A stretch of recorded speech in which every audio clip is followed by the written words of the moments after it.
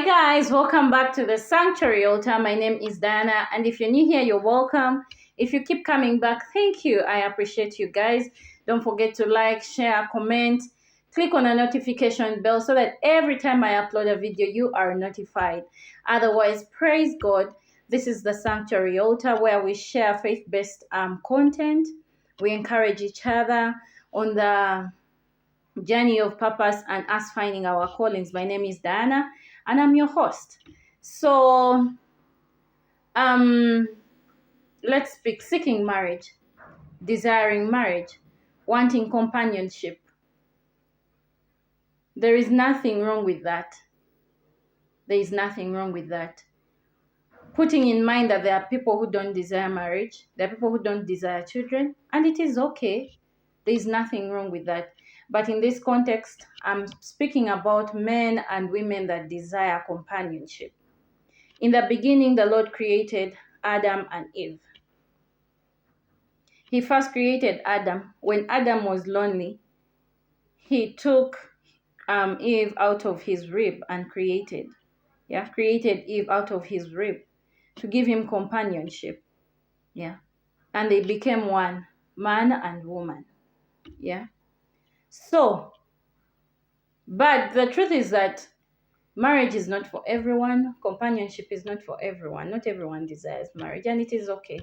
It is okay. There is nothing wrong with you. It's not that you're possessed or that you need prayer. Sometimes you just don't desire it. And it is okay. Even not desiring children, it is also okay. But if you desire marriage, it is okay. Don't feel ashamed about it. So one of the things that they keep saying is that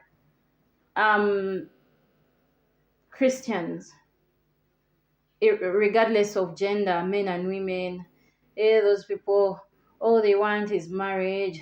Every time marriage. Don't they have other things to do?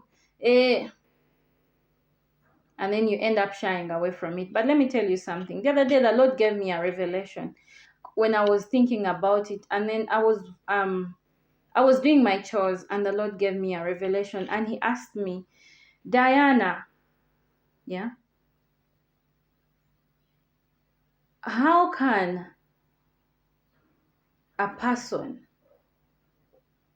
that is fornicating, how can a person that is cohabiting, how can a person that has multiple sexual partners, how can a person that has an individual to fulfill every desire in their life? Let's say you want your rent paid, there is someone to do that for you. You want to go out, there is someone to do that for you. You want to conceive out of wedlock, there is someone that can do that for you without you necessarily making a vow, without you necessarily entering a covenant.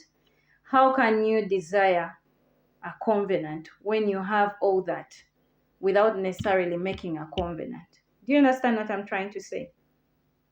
You are fornicating. But on the other side, when you're a believer, believers don't fornicate. Believers are in the waiting. Believers are patiently waiting for their kingdom spouses. Believers are praying for their God-ordained spouses. Believers are keeping themselves for their God-ordained marriage. So by default, they will desire it because they know the fruits that are going to be in it. On the other side, the non-believer is fornicating. They have sex whenever they want. They are conceiving there and there. They're impregnating girls there and there. So there is nothing special about any of these things that you suppose that are fruits of marriage. So I want you to differentiate the two and understand that you desire marriage because you're walking according to the will of God. And the non-believer does not desire marriage because they are not walking according to the will of God. They are getting everything that they are supposed to get here outside of it. So they will definitely not desire it. They will definitely shame you who is doing something that they are not doing. Because human beings are naturally jealousy. And they feel like sometimes when you're doing certain things, you're acting like you're better than them. So they find something to make you feel lower than them. So they will speak down on your morals. They will speak down on your values. They will speak down on you holding God's principles. But you shouldn't give in to that, because you know you're doing the right thing according to the will of God. And the Lord is going to come through for you. So I don't want you to stop desiring or seeking or praying for your kingdom spouse. Yeah. Because the blessings that await you the other side are greater. There are blessings that you cannot access unless you're married. That's the truth. In the spiritual realm, there are things that you cannot access unless you're married. Yeah. There is a blessing that comes from this covenant that was ordained by God.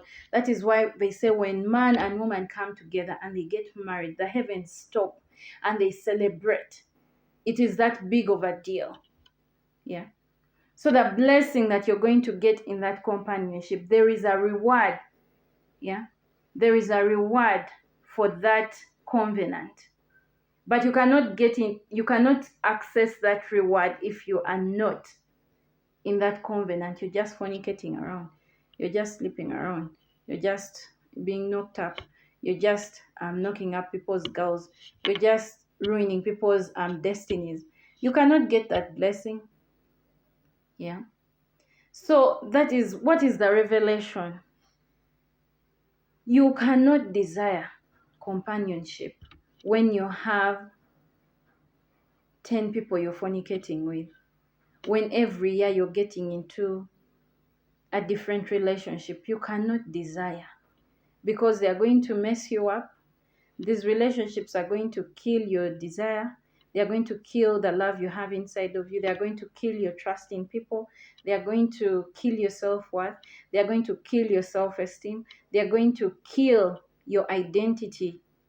Yeah, because you're going to move from relationship to relationship. You're going to meet men and women that are not ordained for you. They're going to abuse you. They're going to harass you. They're going to take away your blessings. Your businesses will die. Your children will die. Yeah, because that is what fornication does. It brings death. It brings poverty. It brings long suffering. It brings conflict. It brings confusion. Yeah. So you end up dying. Your heart dies. It becomes a heart of stone that you do not even have the capacity to accommodate other people. You just go out there hurting others. Yeah. There is no way you desire companionship after you've been damaged and messed. But wait on the Lord. Be in the waiting, patiently wait, and continue to desire companionship. There is nothing wrong with it, I promise you. There is nothing wrong with it. It's good to have your friend. It's good to have your partner there. It's good to have someone you can count on. It's good to have someone that God has ordained for you. All your purposes will align. When you wait on someone, the Lord is going to send you someone that is aligned with your destiny, your purpose. Yeah. And then you walk together and serve the Lord in ways unimaginable, in ways that you have never believed. Your growth will be, you'll grow so fast. Your blessings will increase. Everything, you'll have double blessings. The Lord is going to open for you doors that you cannot explain. So there is nothing wrong with companionship, but you cannot desire companionship when you join two, 3, 4, 5 people at once. That is what they call the sexual network. So be careful. Guard your spirit, guard your soul, guard your heart. Yeah. God bless you. Don't forget to work hard and follow your dreams. God bless you. Bye.